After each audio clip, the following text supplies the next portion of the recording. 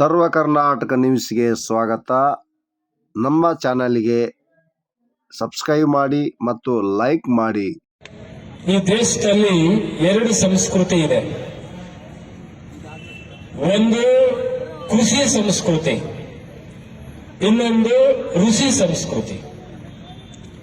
ಈ ಕೃಷಿ ಸಂಸ್ಕೃತಿ ಅನ್ನೋದು ದುಡಿಯುವ ವರ್ಗದ ಜನರು, ಎಸ್ಸಿ, ಎಸ್ಟಿ, ದಲಿತ, ಮುಸಲ್ಮಾನ್, ಅಲ್ಪಸಂಖ್ಯಾತ, ನಾವೆಲ್ಲರೂ ಸಹ ಶ್ರಮಿಕರು, ದುಡಿತಕ್ಕಂಥವ್ರು ನಾವು. ನಮ್ಮ ಸಂಸ್ಕೃತಿ ಕೃಷಿ ಸಂಸ್ಕೃತಿ. ಆದರೆ ಈ ದೇಶದಲ್ಲಿ ಒಂದು ಮಂತ್ರದ ಸಂಸ್ಕೃತಿ ಇದೆ, ತಂತ್ರಗಳ ಸಂಸ್ಕೃತಿ ಇದೆ, ಅದು ಋಷಿ ಸಂಸ್ಕೃತಿ. ಇವತ್ತು ಕೃಷಿ ಸಂಸ್ಕೃತಿಯ ಮೇಲೆ ಋಷಿ ಸಂಸ್ಕೃತಿಯ ದಬ್ಬಾಳಿಕೆ ಅತ್ಯಂತ ಹೇಯವಾಗಿ ನಡೀತಾ ಇದೆ.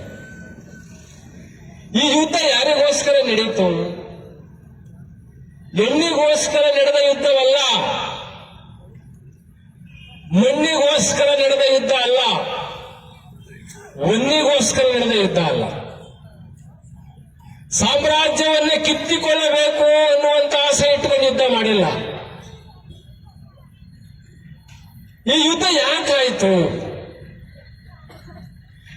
ಈ ನೆಲದ ಮಣ್ಣಿನ ಮಕ್ಕಳ ಅಕ್ರಂದನೆ ಎಷ್ಟಿತ್ತು? ಚನ್ನರಾಯಪಟ್ಟಣದ ಈ ಪಟ್ಟಣದ ಹಿರಿಯ ಪ್ರಾಥಮಿಕ ಶಾಲೆ ಆವರಣದಲ್ಲಿ ಕುಳಿತಿದ್ದೀರಿ. 500 ಜನ ಮಹರ್ ಸೈನಿಕರು 28,000 ಪೇಶ್ವೆಗಳ ತಲೆಯನ್ನ ಕತ್ತರಿಸ್ತಾರೆ ಅಂದ್ರೆ ಅವರಿಗಿದ್ದ ಆಕ್ರೋಶ ಎಷ್ಟಿತ್ತು? ಅವರಿಗೆ ಎಂಥ ಸಂದರ್ಭಗಳಿತ್ತು? ಬಹಳ ಅತ್ಯಂತ ಗಂಭೀರವಾಗಿ ನಾವೆಲ್ಲ ಯೋಚನೆ ಮಾಡಬೇಕು ಬಂಧುಗಳು. ಈ ಕೃಷಿ ಸಂಸ್ಕೃತಿಯ ಮೇಲೆ ಋಷಿ ಸಂಸ್ಕೃತಿಯ ದಬ್ಬಾಳಿಕೆ ಇವತ್ತಿಗೂ ನಡೀತಾ ಇದೆ. ಈ ದೇಶದ ದಲಿತರು, ಮುಸಲ್ಮಾನರು, ಹಿಂದುಳಿದ ವರ್ಗದವರನ್ನ ನೀವು ಎಲ್ಲಿಂದ ಬಂದ್ರಿ, ನೀವು ಪೌರತ್ವವನ್ನ ಪ್ರಶ್ನೆ ಮಾಡ್ತಾ ಇದ್ದಾರೆ. ಇವತ್ತು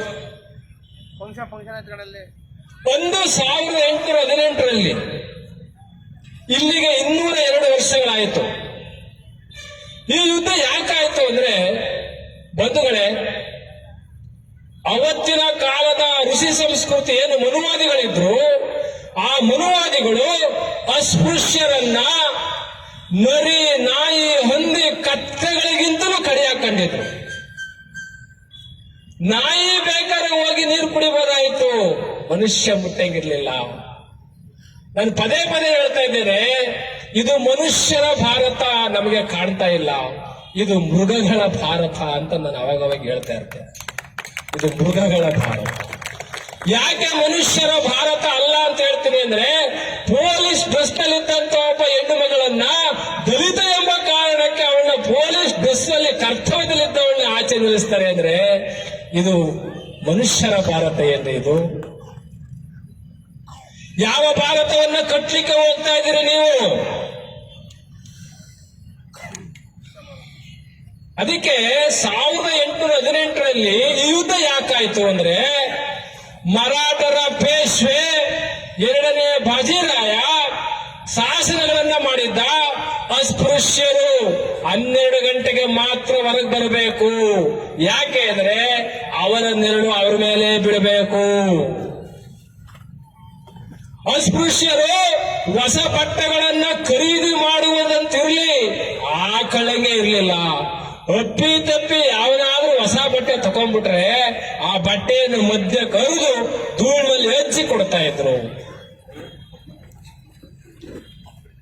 ಅಹಮದಾಬಾದ್ನಲ್ಲಿ ಅಸ್ಪೃಶ್ಯರು ಊಟದಲ್ಲಿ ತುಪ್ಪವನ್ನು ತಿಂದ್ರು ಅನ್ನೋ ಕಾರಣಕ್ಕೆ 9 ಜನರ ತಲೆಬುರುಡೆಯನ್ನು ಹೊಡೆದ್ರು.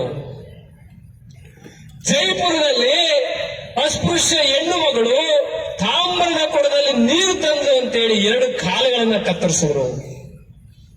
ಇದು ಯಾವ ಭಾರತ?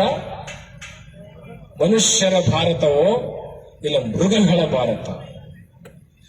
ಇಂತಹ ಏಯ ಕೃತ್ಯಗಳನ್ನ ಸಹಿಸಿ ಸಹಿಸಿ ಸಾಕಾಗಿ 500 ಜನ ಮಹರ್ ಸೈನಿಕರು 28,000 ಪೇಶ್ವೆಗಳನ್ನ ತಲೆಗಳನ್ನ ಕತ್ತರಿಸ್ತಾರೆ ಅಂದ್ರೆ ಯೋಚನೆ ಮಾಡಿ ನೀವು, ಅವರು ಎಷ್ಟು ಸಿಂಹದ ರೀತಿಯಲ್ಲಿ ಹರ್ಪಟಿಸ್ತಾ ಇದ್ರು, ಸಿಂಹಗಳಾಗಿದ್ರು. ಅದಕ್ಕೆ ಬಾಬಾ ಸಾಹೇಬ್ ಹೇಳ್ತಾರೆ, ನನ್ನ ಜನರಿಗೆ ಆಯುಧಗಳನ್ನೇನಾದ್ರೂ ಕೊಟ್ಟಿದ್ರೆ ಆಯ್ದ ಹಿಡಿತಕ್ಕಂತಹ ಹಕ್ಕು ನನ್ನ ಜನರಿಗೆ ಸಿಕ್ಕಿದಿದ್ರೆ ಈ ದೇಶ ಯಾವತ್ತೂ ಇನ್ನೊಬ್ಬರ ಗುಲಾಮಿಗರಿಗೆ ಸಿಕ್ತಿರ್ಲಿಲ್ಲ ಅಂತ ಬಾಬಾ ಸಾಹೇಬ್ ಅಂಬೇಡ್ಕರ್ ಹೇಳ್ತಾರೆ. ಯಾವ ಜನರಿಗೆ ಆಯುಧವನ್ನು ನಿರಾಕರಿಸಲಾಗಿತ್ತೋ, ಯಾವ ಜನರಿಗೆ ವಿದ್ಯೆಯನ್ನು ನಿರಾಕರಿಸಲಾಯಿತೋ, ಯಾವ ಜನರಿಗೆ ಮೇಲ್ವರ್ಗದವರ ಜೊತೆಯಲ್ಲಿ ಕುಳಿತುಕೊಳ್ಳುವುದರಲ್ಲಿ ಮಾತಾಡೋದನ್ನೇ ನಿಷೇಧ ಮಾಡಿದ್ರು. ಅದಕ್ಕೆ ಬಹಳ ರೋಷ ಎತ್ತಿದ್ದಂತಹ ಮಹರ್ ಸೈನಿಕರು ಎಂತ ದೇಶಾಭಿಮಾನಿಗಳು ಅಂದ್ರೆ ಅವರು ಬಾಜಿರಾಯನ್ನ ಕೇಳ್ತಾರೆ, ಹೋಗಿ ಪೇಶ್ವೆ ಬಾಜಿರಾಯರೇ, ಬ್ರಿಟಿಷರು 1799 ಮೇ 4ನೇ ತಾರೀಕು 4ನೇ ಆಂಗ್ಲೋ ಮೈಸೂರು ಯುದ್ಧ ನಡೀತು. ಅದರ ಟಿಪ್ಪು ಸುಲ್ತಾನ್ ಸೈಯದ್ ಅವರು ತಮ್ಮ ರಕ್ತದ ಕಣಕಣ ಇರುವವರೆಗೂ ಈ ಭೂಮಿಯನ್ನ ಬ್ರಿಟಿಷರಿಗೆ ಒಪ್ಪಿಸಲಿಕ್ಕೆ ಸಾಧ್ಯ ಇರಲಿಲ್ಲ. ಈ ಭೂಮಿಯನ್ನ ಅವರು ಜೀವಂತ ಇರುವವರೆಗೂ ಬ್ರಿಟಿಷರಿಗೆ ಈ ಭೂಮಿಯನ್ನು ಬಿಟ್ಟುಕೊಟ್ಟಿರಲಿಲ್ಲ ಅಂತ ಸ್ವಾಭಿಮಾನಕ್ಕೋಸ್ಕರವಾಗಿ ಬದುಕಿ ಯಾರ ಗುಲಾಮಗಿರಿಯನ್ನು ಮಾಡದೆ, ಯಾರಿಗೂ ಗುಲಾಮರಾಗದೆ ಈ ದೇಶದ ಮಣ್ಣಿಗೋಸ್ಕರವಾಗಿ ಮಕ್ಕಳನ್ನೇ ಒತ್ತೆ ಇಟ್ಟಂತ ವೀರ ಯೋಧ ಟಿಪ್ಪು ಸುಲ್ತಾನ್ ಸೈಯದ್ರವರು ಒಂದು ಯುದ್ಧವನ್ನ ಮಾಡ್ತಾರೆ. ಅದರ ನಂತರ 1818ರಲ್ಲಿ ಈ ಯುದ್ಧ ಆಗುತ್ತೆ. ಇವೆರಡು ಯುದ್ಧಗಳು ಜಗತ್ತಿನ ಇತಿಹಾಸದಲ್ಲಿ ಅದ್ಭುತವಾದಂತಹ ಯುದ್ಧಗಳು. ಕೊನೆಗೆ ಬಾಜಿರಾಯನ್ನ ಕೇಳ್ತಾರೆ, ನಾವು ಈ ನೆಲದಲ್ಲಿ ಹುಟ್ಟಿದವರು, ಬ್ರಿಟಿಷರು ಹೊರಗಿಂದ ಬಂದಿರೋರು, ಅವರಿಗೆ ನಾವು ಸಪೋರ್ಟ್ ಮಾಡಿದ್ರೆ ಈ ನೆಲ ನಮ್ಮನ್ನ ಕ್ಷಮಿಸೋದಿಲ್ಲ. ದಯಮಾಡಿ ಬಾಜಿರಾಯರೇ, ನಾವು ಬ್ರಿಟಿಷರಿಗೆ ಸಪೋರ್ಟ್ ಮಾಡೋದಿಲ್ಲ, ನಿಮಗೆ ಸಪೋರ್ಟ್ ಮಾಡ್ತೇವೆ. ನಾವೇನ್ ಕೇಳ್ತೇವೆ ಅಂದ್ರೆ ನಮ್ಮನ್ನು ಮನುಷ್ಯರು ಅಂತ ಪರಿಗಣಿಸಿ, ನಮಗೂ ವಿದ್ಯೆ ಹಕ್ಕನ್ನ ಕೊಡಿ, ನಮಗೂ ಬಟ್ಟೆ ಹಾಕಿಕೊಳ್ಳುವ ಹಕ್ಕನ್ನ ಕೊಡಿ ಅಂತ ಕೇಳಿದಾಗ ಪೇಶ್ವೆ ಬಾಜಿರಾಯ್ ಹೇಳ್ತಾನೆ, ಇವನನ್ನು ಒಳಗೆ ಬಿಟ್ಟವರು ಯಾರು? ಇವನನ್ನು ಒಳಗೆ ಬಿಟ್ಟವರ ಶಿರಚ್ಛೇದ ಮಾಡಿ ಇವನು ನಿಂತಿರುವ ಜಾಗಕ್ಕೆ ಸಗಣಿಯನ್ನ ಹಾಕಿ ಇದನ್ನು ಬಂಧಿಸಿ ಅಂತ ಹೇಳ್ತಾನೆ.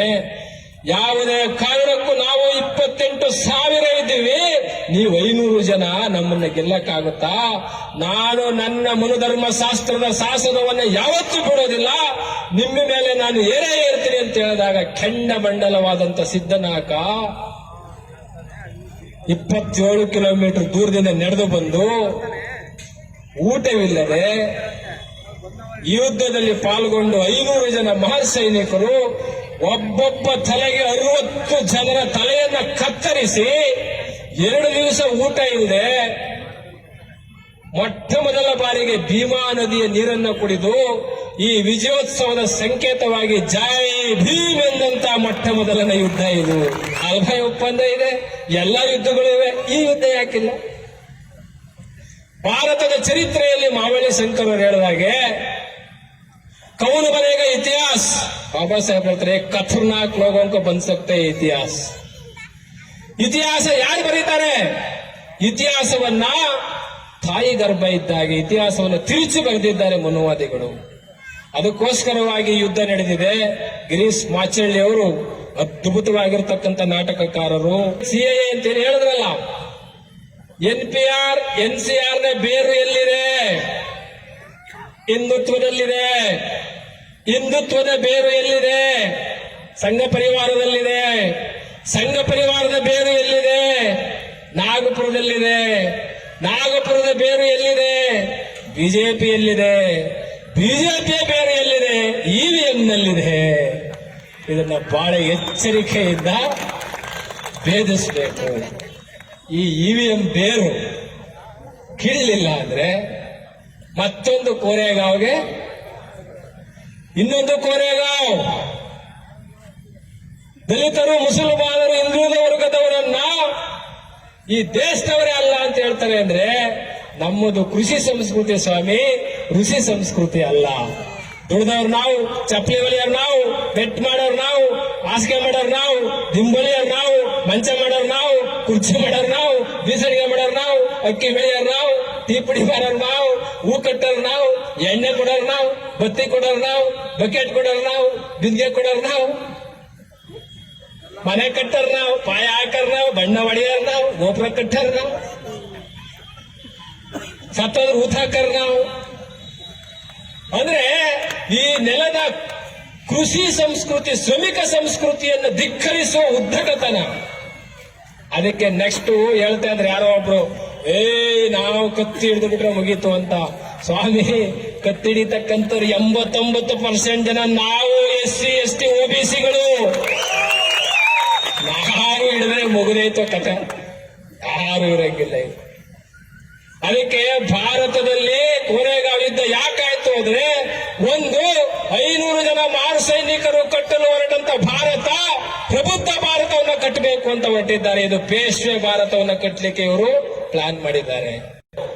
ಗುಜರಾತ್ ನಲ್ಲಿ ದಲಿತ ಹೆಣ್ಣು ಮಗಳಿಗೆ ಸಾಮೂಹಿಕ ಅತ್ಯಾಚಾರ ಆಯ್ತು. ಎಲ್ಲಿ ಯಾರಿಗೂ ಎನ್ಕೌಂಟರ್ ಆಗ್ಲಿಲ್ಲ. ಇಂಥ ದುರ್ಘಟನೆಗಳು ದೇಶದಲ್ಲಿ ನಡೀತಾ ಇದೆ. ಇದನ್ನ ನೆಕ್ಸ್ಟ್ ನಾನು ಹೇಳ್ತಾ ಇದ್ದೇನೆ, ಭಾರತ ಹಿಂದೂ ರಾಷ್ಟ್ರ ಮಾಡಬೇಕು ಅಂತ 97 ವರ್ಷಗಳ ಕಾಲ ಕಾದಿದ್ದಾರೆ. ಇನ್ನು 3 ವರ್ಷ ಇದೆ. ಅದಕ್ಕೆ ಹಿಂದೂ ರಾಷ್ಟ್ರ ಅಂತ ಹೇಳೋದೇ ರಾಷ್ಟ್ರದ್ರೋಹ ಅಂತ ನಾನು ಹೇಳೋದು. ಯಾಕೆಂದ್ರೆ ಸಂವಿಧಾನಕ್ಕೆ ಅಪಚಾರ ಮಾಡ್ದಂಗೆ ಆಗುತ್ತೆ. ಸಂವಿಧಾನ ಧರ್ಮ ನಿರಪೇಕ್ಷ ಸಂವಿಧಾನ. ನಮ್ಮದು ಧರ್ಮಾಧಾರಿತ ದೇಶ ಅಲ್ಲ, ನಮ್ಮದು ಸರ್ವ ಧರ್ಮಗಳ ಸಮನ್ವಯದ ಕೇಂದ್ರ, ಸರ್ವ ಜನಾಂಗದ ಶಾಂತಿಯ ತೋಟ ನಮ್ಮದು.